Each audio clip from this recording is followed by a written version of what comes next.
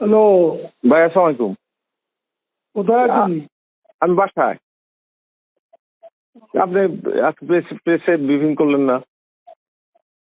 আমি দু একদিন না করি ওটা দিয়ে। ও আচ্ছা,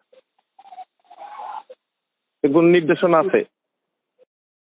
নির্দেশনা কারফিউ কন্টিনিউ করবে মনে হয়।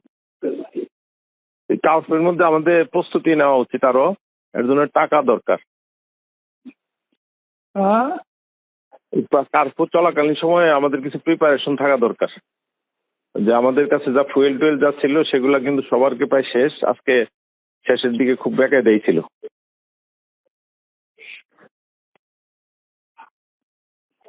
ও আর ওয়ার্ড পর্যায়ে তো সালমান তো বললেও পাঠাবে। প্রত্যেক ওয়ার্ড পর্যায়ে লোক রাখতে হলে টাকা দিতে হবে। আর এমপি রে কেউ কেউ বললাম টাকা তো, খরচ করে। টাকা ছাড়া ওয়ার্ড পর্যায়ে এমপি যারা আমার আছে, বললো নানক ভাই এলাকায় টাকা খরচ করে, তারপর সে নিখিলও টাকা খরচ করে, কিন্তু এই আরো অনেক এমপি আছে এগুলো ধারে কাছে খবর নেয় না।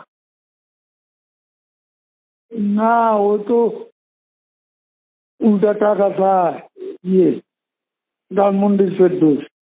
ফেরদৌস, আরাফাত এগুলো এলাকায় টাকা দিব তো দূরের কথা, টাকার টেলিফোনও ধরে না। কে? আরাফাত আরাফাত তো বুঝতাম। পরে ওই যে আজকে হানিফ ভাইরে কিন্তু ওই আরাফাতের এলাকা দেখভাল করার জন্য দায়িত্ব দিছে। আমি দিছো?